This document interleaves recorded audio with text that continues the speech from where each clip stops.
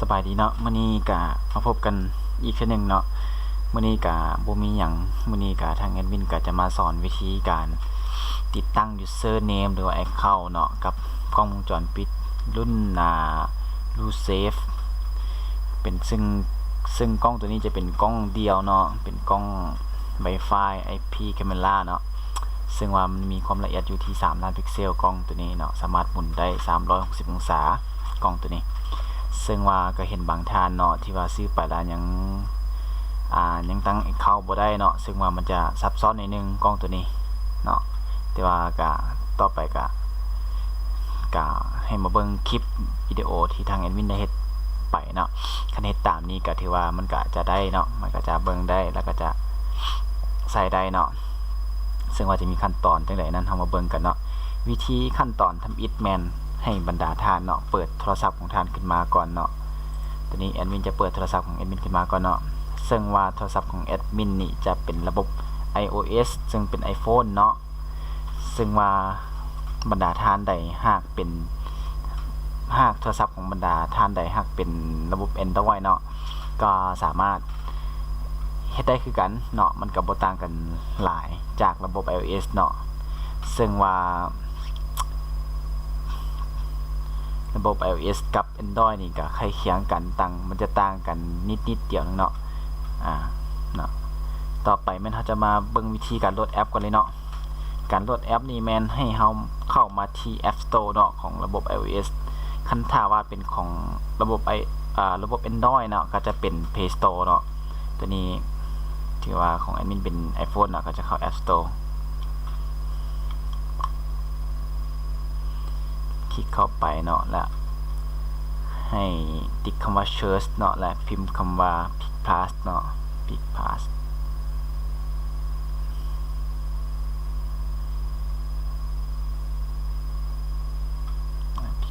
นะออกมาละสังเกตรูปร่างของแอปกล้องเนาะจะเป็นรูปร่างคืออยู่ในโทรศัพท์ของแอดมินเนาะจะเป็น pick plus เนาะถ้าหากว่าท่านใดยังบ่ได้โหลดก็ให้โหลดมาเนาะแต่ว่าตัวนี้เห็นทางแอดมินก็ถือว่าได้โหลดมาละแอดมินก็ถือว่าแอดมินก็จะเปิดเลยเนาะ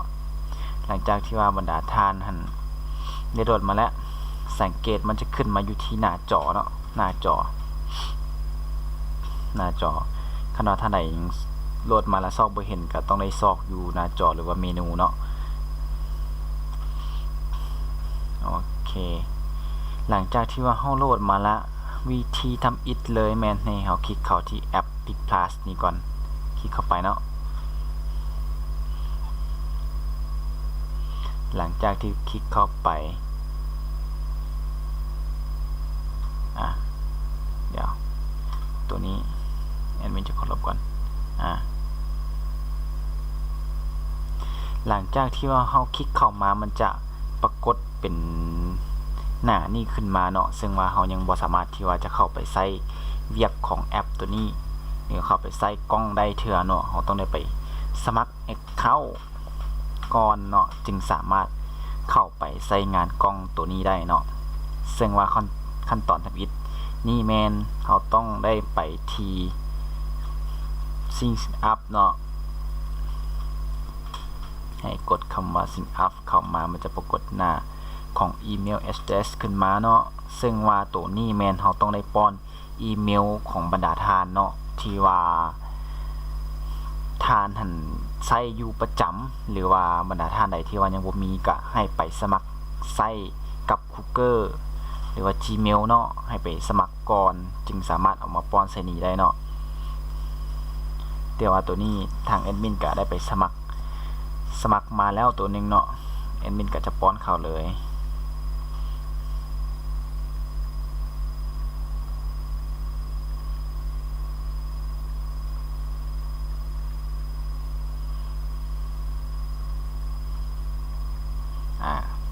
สังเกตว่า Gmail ของแอดมิน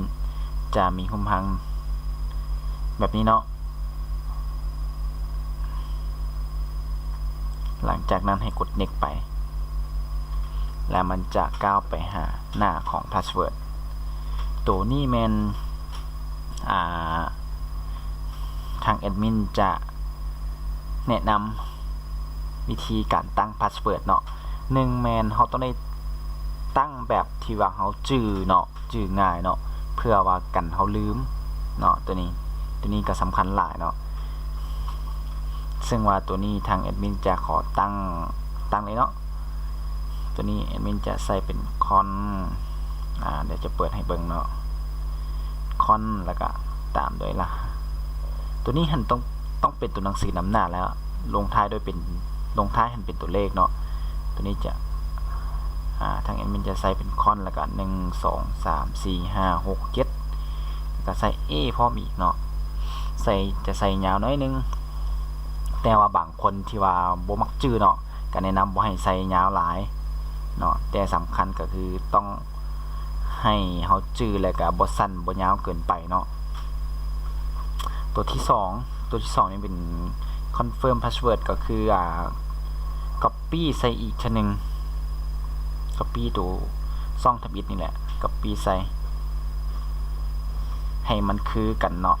สังเกตว่าถึงกับลุ่มมันคือกันละบ่คันว่าคือกันแล้วก็กด next ไปเลยเนาะกด next ไปมันมา paste enter a บอกให้ใส่ตัวเลขทางท้ายเนาะโอเค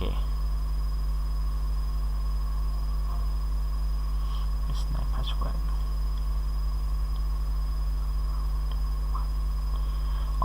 ตัวนี้แม่มันบอกว่าให้ใส่ตัวทั้งหน้าเป็นตัวใหญ่ตัวหนึ่ง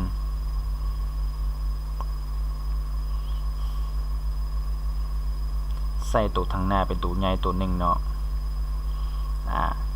ตัว C เปลี่ยนจาก C น้อยเป็น C ใหญ่เนาะถูกแล้วบัดนี้หลังจากนั้นทางแอปจะส่งข้อความไปหาเมลของบรรดาทานเนาะภายใน82วิตัวนี้หันถือว่าต้องได้เฮ็ดไว้หน่อยนึงเนาะตัวนี้ซึ่งว่าตัวนี้แม่นทางแอดมินจะขอใช้คอมพิวเตอร์นิดนึงเนาะเพราะว่า Gmail มันจะไวขึ้นเนาะหรือว่าบรรดาทานที่ว่ามีเมลอยู่ในโทรศัพท์แล้วก็ให้ไปเปิดอยู่ที่เมลของโทรศัพท์บรรดาทานเลยเนาะ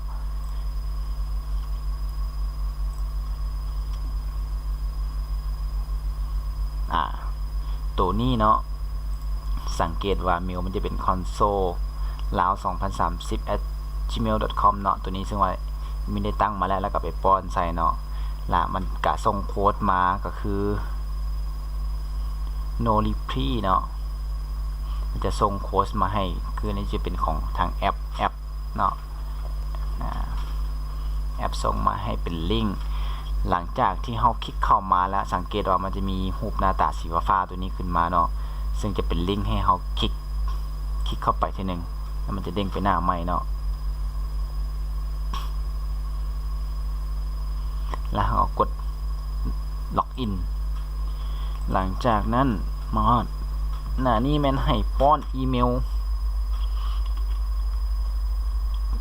อีเมลที่ว่าเราได้ป้อนไปทำอิฐเนาะต้องได้ป้อนใส่คืนแล้วก็ enter your password ตัวนี้แม่นให้ป้อน password ที่ว่าเราตั้งไปสักครู่เมื่อกี้นี่เนาะในที่เป็นตัว C ใหญ่แล้วก็ O N E 1 2 3 4 5 6 7ช่องที่3นี่แม่นให้ป้อนอยู่ทางข้างนี่เนาะเป็น W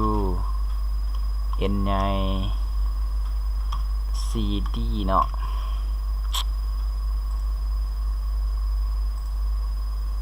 แล้วก็กดล็อกอินเข้าไปสังเกตว่าคันสมมุติว่ามันเข้ามาหน้านี้ได้แล้วแสดงว่ามันได้ทำการสมัคร user เรียบร้อยเนาะหลังจากนั้นเราก็ถือว่าเราปิดไปเนาะเราจะกลับมาสู่หน้าของโทรศัพท์เราคือเก่าเนาะแล้วเรามาสังเกตเบิ่งอยู่หน้าโทรศัพท์ของเราเนาะสังเกตเบิ่งว่ามันจะมีคำว่าล็อกอินเนาะกดล็อกอินเข้าไปเลยสังเกตปั๊บจะเข้าปึ๊บเลยถือว่ามันจะเข้ามาให้ออโต้เนาะนะสังเกตเบิ่ง console 2030@gmail.com ที่ว่าได้ทำการสมัคร user หรือว่า account ที่ว่าก็มีแต่ซำนี้เนาะในการสมัคร account เนาะสังเกตเบิ่งอีกทีนึงว่าเวลาเราออกจากแอปแล้วเราเข้าแอปมันจะเป็นจังไดเนาะคันว่าเราเข้าเทื่อนึงแล้วมันที่ว่ามันจะจื้อไว้เนาะหลังจากที่เราออกแล้วเข้าใหม่มันจะบูตเข้าเองเลยสังเกตเบิ่งมันจะบูตเข้าเองเลยเนาะตัวนี้ก็แม่นวิธีการตั้ง account ของกล้อง Pic Plus เนาะยี่ห้อ Lucef กล้อง Wi-Fi IP Camera 360 องศากล้องตัวนี้ซึ่งว่าขั้นตอนนี้ก็บ่ยากหลายเนาะที่ว่าก็บ่ยากบรรดาท่านก็สามารถเฮ็ดไปเฮ็ดเองได้เนาะตัวนี้ถือว่าคลิปนี้ก็ทางแอดมินการจะมาสอนเพียงเท่านี้เนาะ